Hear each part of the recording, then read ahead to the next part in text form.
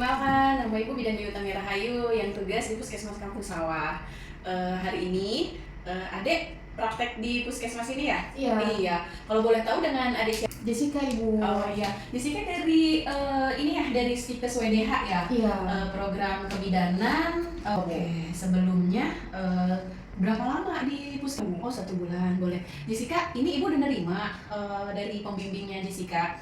Dari pembimbingnya dari kampus ya. Jadi untuk di pencapaian dan target di sekarang kamu selama 1 bulan ini, salah satunya nih kalau nggak salah dalam 1 bulan ini kamu harus sudah bisa infus, sudah bisa TTV, sudah bisa nanti pemeriksaan di antenatal care dan postnatal care, seperti itu ya, benar Iya, tidak? betul Bu. Oh gitu. Kalau boleh tahu, benar nggak di sini kalau untuk ANC-nya 10 pasien, TNC-nya 10 pasien, kalau ada lahiran masih melihat ya, tapi kalau untuk infus dan nyuntik bisa kapan aja ya katanya ya? Iya Bu. Oke, baik.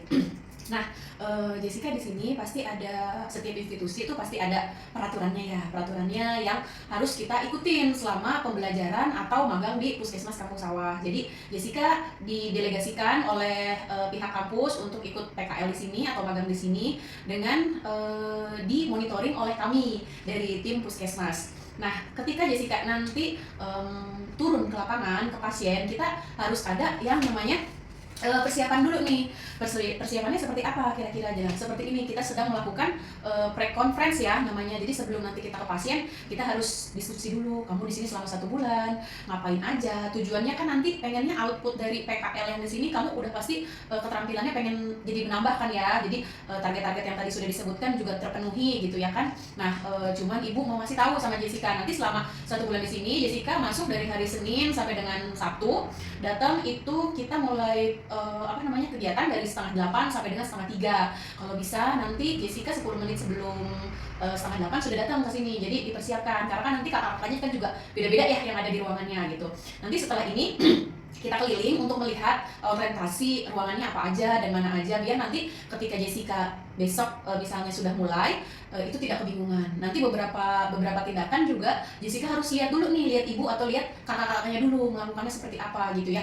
Bukannya bertujuan untuk meragukan, tapi memang kita mengikuti proses by stepnya seperti itu. Ya, itu aja. Jessica ada yang mau disampaikan sama Ibu? Nggak ada sih Bu, nanti paling sambil jalan aja. Oh iya, oke. Terus nanti tiap hari kalau bisa Jessica harus tulis kegiatan apa saja yang Jessica lakukan. Terus nanti kalau tidak sama Ibu, sama kakak-kakak yang ada di ruangannya. Karena kan nanti kita setelah orientasi lapangan, orientasi alat dan lain sebagainya, kakak-kakaknya yang ada di ruangan tersebut. Jadi nanti kalau misalnya Ibu nggak di situ ya ada bidan diri, nanti bidan diri yang tanda tangan. Jadi nanti pokoknya intinya tanya selalu sama kakaknya apa yang boleh, apa yang tidak boleh. Karena kan memang ini masih dalam proses orientasi dan magang ya atau PKL seperti itu.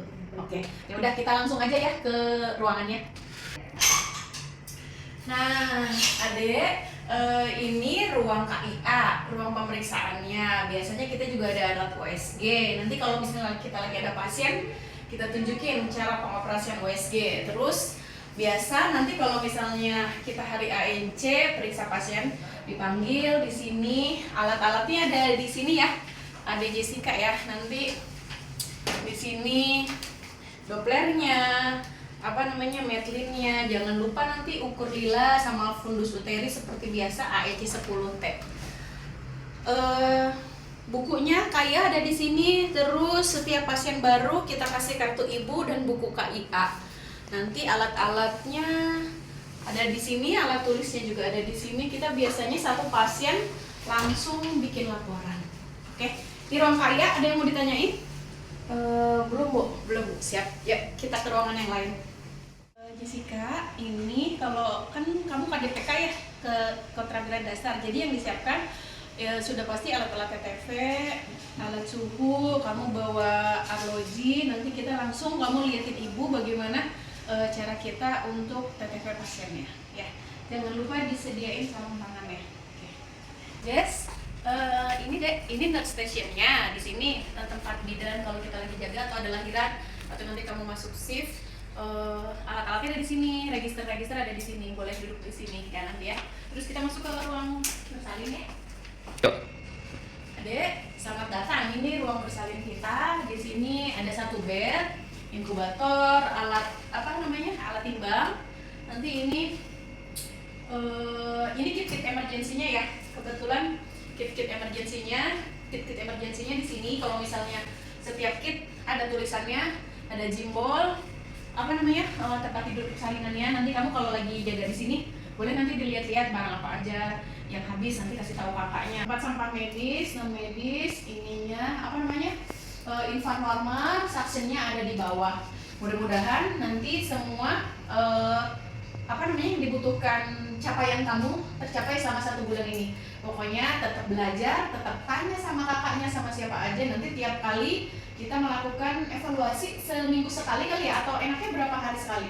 Ya, boleh Seminggu sekali ya. seminggu sekali ya. Nanti setiap di Sabtu atau di Jumat ketika kamu sudah turun lapangan, kita habis orientasi turun lapangan, ada yang mau ditanyain boleh langsung WA atau kabarin ibu. Selanjutnya buat dokumentasi. Nanti setiap Jumat jam 1 siang kita ketemu tatap muka untuk membahas kasusnya apa aja. Yuk kita balik lagi ya sama Mual ya. Lagi dapat mens apa mens terakhir kapan kak? Oh bulan lalu, maaf. Boleh pinjam tangannya?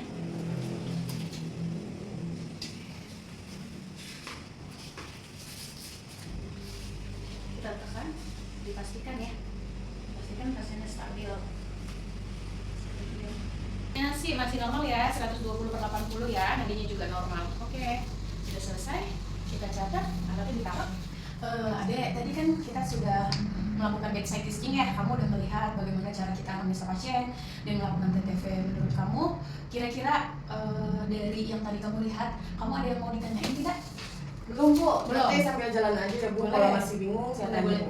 Boleh nanti tiap kali kamu melakukan tindakan untuk awal-awal didampingi dulu sama kakaknya gitu. Nanti tindakan-tindakan yang sudah kamu lakukan nanti kita akan evaluasi lagi, kita lihat lagi. Di sini kita sama-sama belajar, di sini kita sama-sama mencari ilmu. Ya saya juga nanti minta update-update ilmu terbaru dari Ade Jessica. Begitupun semua kegiatan kita nanti dievaluasi setiap tadi yang kita udah sepakatin di hari Jumat ya.